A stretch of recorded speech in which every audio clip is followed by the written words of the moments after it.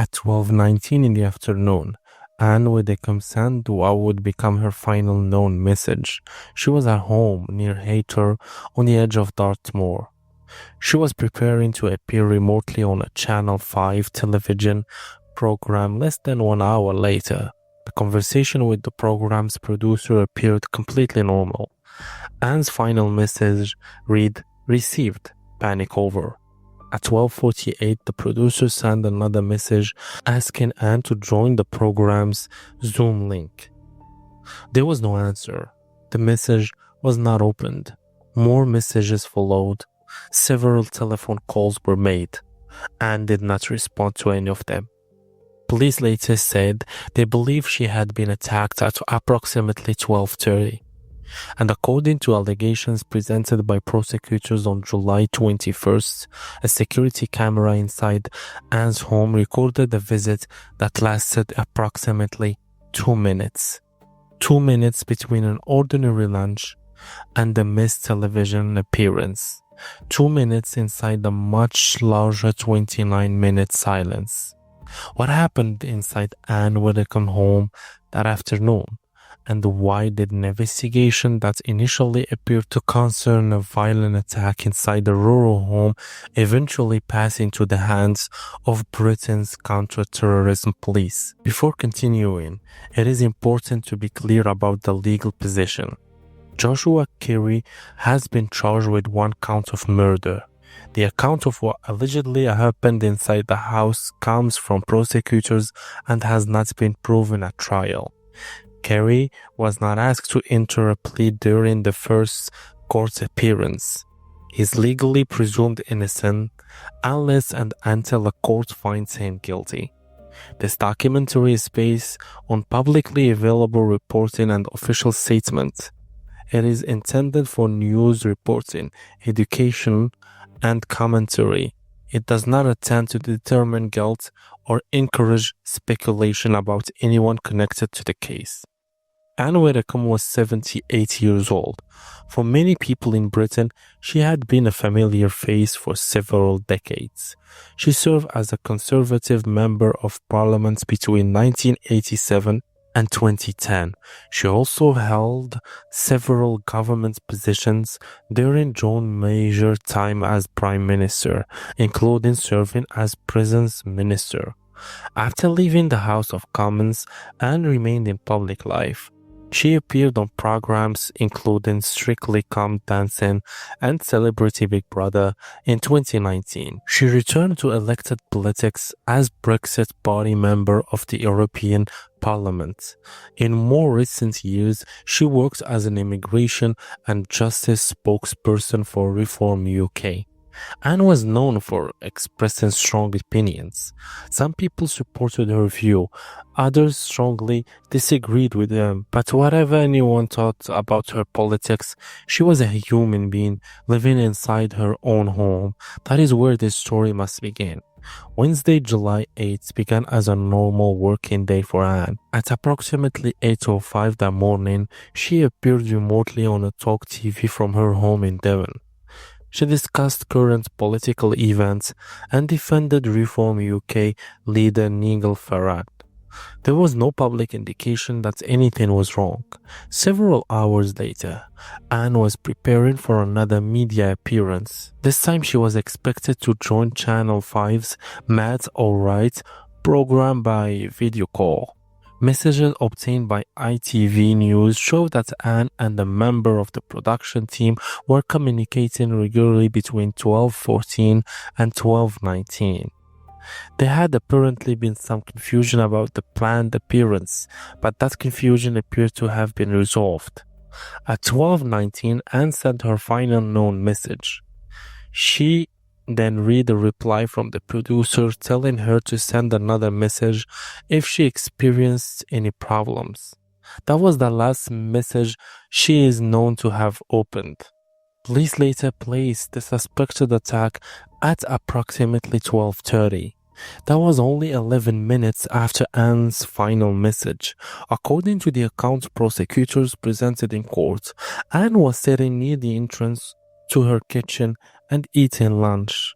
Prosecutors allege that a red Vauxhall Corsa stopped outside the property. They claim a man entered through the front door while wearing black gloves. The court heard that he was allegedly carrying a hammer beside his body, positioned so that Ann could not initially see it. According to prosecutors, the man asked Ann whether she had bank cards and identification. The prosecution alleged that Ann was then attacked repeatedly. The court heard the allegation that she was struck 21 times. There is no need to describe the injuries in graphic detail. Prosecutors further alleged that Ann was stepped from her chair, that her wallet was removed from her handbag, and that the person left the property. They said the entire visit lasted approximately 2 minutes. These are serious allegations. They are not finding of facts. The security footage, the identification of the person shown in, and all the other evidence will have to be examined through the criminal justice process. The defense has not yet presented its case publicly. At this stage, viewers should not attempt to fill the gaps with rumors, online theories, or political assumptions. What can be examined responsibly is the publicly confirmed timeline. At 12:48, 18 minutes after the time police believe Ann was attacked, the Channel 5 producer sent another message asking her to join the Zoom call. Ann did not open it. At 12:55, the producer sent another message asking whether everything was okay. There was still no response. The producer attempted to telephone Ann several times. Those calls also went unanswered. At 1:27, Matt Allwright told viewers during the live program that Ann had been expected as a guest but had not appeared. Missing one online interview did not immediately reveal what had happened inside the house. A guest can miss a program for many ordinary reasons. They can be internet problem, telephone problems, confusion over timing, or a sudden personal issue. The production team continued trying to contact Ann. ITV reported that the team contacted her agent on Wednesday evening and again on Tuesday morning. By the following morning, the continued silence had become deeply concerning. Ann's personal assistant asked her gardener to check on her at the property. At approximately 11:40 in the morning on Tuesday, July 9th, Ann was found unresponsive inside her home. Emergency services attended, but she was declared dead at the scene. Reports from the court said she was found on the kitchen floor. The coroner later stated that she had visible injuries. At the opening of the inquest, the precise medical cause of death has not been formally established. The inquest was suspended while the criminal proceeding continued. The first public information did not immediately reveal the full seriousness of the situation. Ann's management team announced her death early on July 10th. Later that day, Devon and Cornwall police confirmed that they had opened a murder investigation. Investigators believed the person responsible was a male, and officers began an urgent search. A 26-year-old man was arrested during the early stage of the investigation. However, he was later released without charge. Police made an important clarification. The man was no longer considered part of the investigation. The first arrest could easily have caused false accusations online, but an arrest is not a proof of guilt. And in this case, police publicly confirmed that the man was no longer connected to their inquiry. Investigators then focused on a different person. On July 11th, officers arrested 28-year-old Joshua Kerry in Rotherham, South Yorkshire. Rotherham is more than 250 miles from Ann's home in Devon. Court reports said that investigators linked Kerry to a red Vauxhall Corsa allegedly seen outside Ann's bungalow shortly before her death. He was initially arrested on suspicion of murder.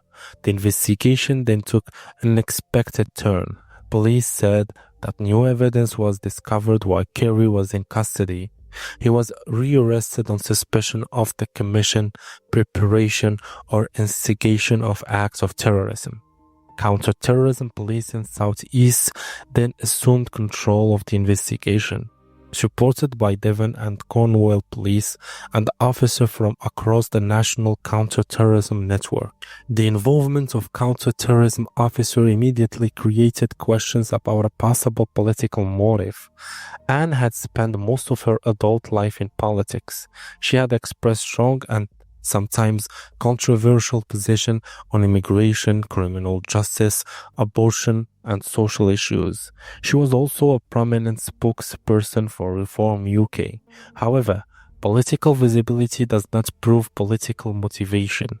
On July 20th, the Crown Prosecution Service said that police were continuing to investigate Kerry's possible motive, including a potential political or terrorist connection.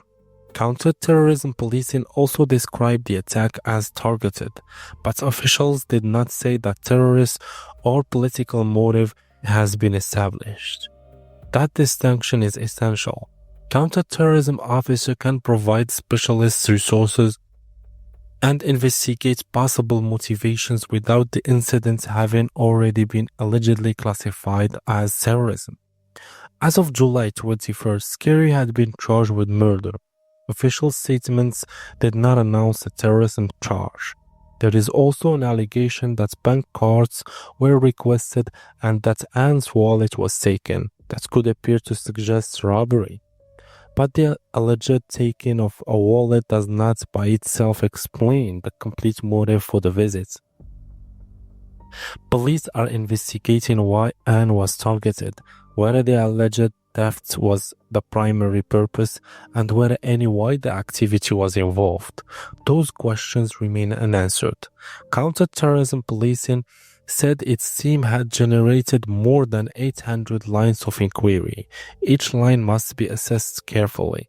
Investigators also said they were not looking for anyone else in connection with Anne's death. That statements mean police are not currently searching for another person believed to have participated directly in the incident. It does not answer every question about motive, planning, or possible wider activity. Those areas remain under investigation. On July 20th, the Crown Prosecution Service authorized one count of murder against Joshua Kerry. The following day, Kerry appeared at Westminster Magistrates Court. He spoke to confirm his name, date of birth, and address. He was not asked to enter a plea. During that hearing, prosecutors publicly presented the detailed allegations concerning the security footage, the red car, the bank cards, the wallets, and the approximately 2-minute visit. Kerry later appeared at the Old Bailey. He was remanded in custody. A case management hearing was scheduled for October 9th with a provisional trial date of June 8, 2027. Until evidence is tested and the verdict reached, Kerry remains presumed innocent. The 2-minute allegation is the most striking part of the timeline. But focusing only on those 2 minutes risks overlooking the hours around them. Anne had appeared on television that morning. She was communicating normally at 12:19. At approximately 12:30, police believe the attack occurred. At 12:48, a message arrived that she never opened. At 12:55, someone asked whether she was okay. Calls went unanswered. The program continued without her. The production team contacted her representative, and it was not until the following morning that a welfare check revealed what had happened. This was not a disappearance lasting days or weeks. It was a sudden break in an ordinary working day. One moment, Anne was sending a routine message about television interview Minutes later, every attempt to reach her was met with silence. The investigation has provided an alleged account of what occurred inside the house. It has not yet provided a complete answer to why it happened. Was the alleged request for cards and identification the true purpose of the visit? Was the wallet the main objective, or only one part of a larger plan?